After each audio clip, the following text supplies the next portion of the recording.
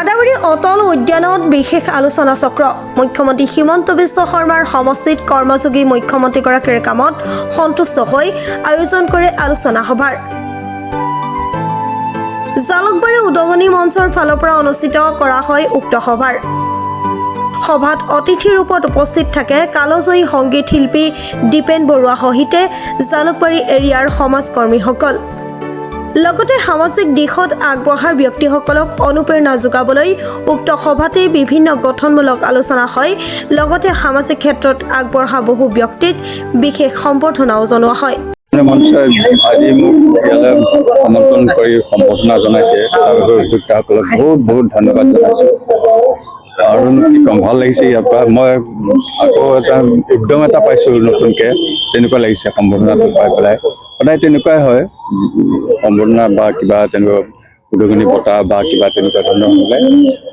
মানে কিবা যেন আকৌ নতুনকৈ কিবা এটা নতুন জীৱন পাইছোঁ নতুনকৈ উদ্যম এটা পাইছোঁ খুব মানে আৰু যেন গাই থাকিম বহুত বছৰলৈকে তেনেকুৱা মানে ভাৱ এটা অনুভৱ এটা হৈছে এখন গুৰুত্বপূৰ্ণ অনুষ্ঠান চেমিনাৰ হৈছিলে ইয়াত আমাৰ স্বনামধন্য শিল্পী দীপেন বৰুৱা ছাৰো উপস্থিত আছিলে আৰু ইউনিভাৰ্চিটিৰ কেইবাজনো লিডাৰ আছে মই ভাবোঁ কি এইটো এটা অত্যন্ত গুৰুত্বপূৰ্ণ মাননীয় মুখ্যমন্ত্ৰী ডক্টৰ হিমন্ত বিশ্ব শৰ্মা ডাঙৰীয়াৰ উদ্যোগত ক্ৰীড়া সাংস্কৃতিক শিক্ষা বিভাগ আৰু স্বাস্থ্যৰ কি উন্নয়ন কৰিলে তাৰ ওপৰত এটা আলোকপাত হৈছে মই ভাবোঁ কি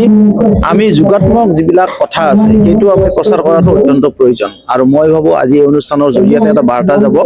যে মাননীয় মুখ্যমন্ত্ৰী ডক্টৰ হিমন্ত বিশ্ব শৰ্মা ডাঙৰীয়াই স্বাস্থ্য খণ্ডত হওক শিক্ষা খণ্ডত হওক ক্ৰীড়া খণ্ডত হওক আৰু সাংস্কৃতিক খণ্ডত হওক বিশেষ এটা বৰঙণি আগবঢ়াইছে আৰু এই ক্ষেত্ৰত আমি আলোচনাও কৰিলোঁ আৰু মই ভাবোঁ অভূতপূৰ্ণ এটা পৰিৱৰ্তন এটা আহিছে আৰু আপোনালোকৰ মাধ্যমেৰে জনাব বিচাৰিছোঁ যে অসমত ডক্টৰ হিমন্ত বিশ্ব শৰ্মা ডাঙৰীয়াৰ নিচিনা এজন ব্যক্তি প্ৰয়োজন আছে আৰু যোৱা 5টা বছৰ মুখ্যমন্ত্ৰী হিচাপে দ্ৰুতগতিত এটা উন্নয়ন আনিছে উন্নয়ন হয় কিন্তু দ্ৰুতগতিত উন্নয়ন হোৱা ৰাজ্য ভাৰতৰ ভিতৰত প্ৰথম হয় এইটোকে মই ভাবোঁ যে আজিৰ যি মঞ্চ জালুকবাৰী আপোনাৰ মঞ্চৰ উদ্যোগত যি অনুষ্ঠান অনুষ্ঠিত কৰিলে তেখেতসকলক মই আন্তৰিক ধন্যবাদ আৰু কৃতজ্ঞতা জ্ঞাপন কৰিছোঁ গুৱাহাটীৰ পৰা পূজা দাসৰ ৰিপৰ্ট প্ৰাত টাইম ডিজিটেল শদিয়াৰ পৰা ধুবুৰীলৈ বৰাকৰ পৰা ব্ৰহ্মপুত্ৰলৈ সকলোৰে মাজত চিনাকি এটা নাম প্ৰাতঃ time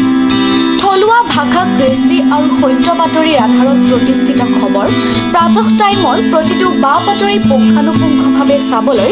Facebook YouTube website Twitter Instagram আৰু ব্লগাৰ পেজত লাইক আৰু ফ'ল' কৰক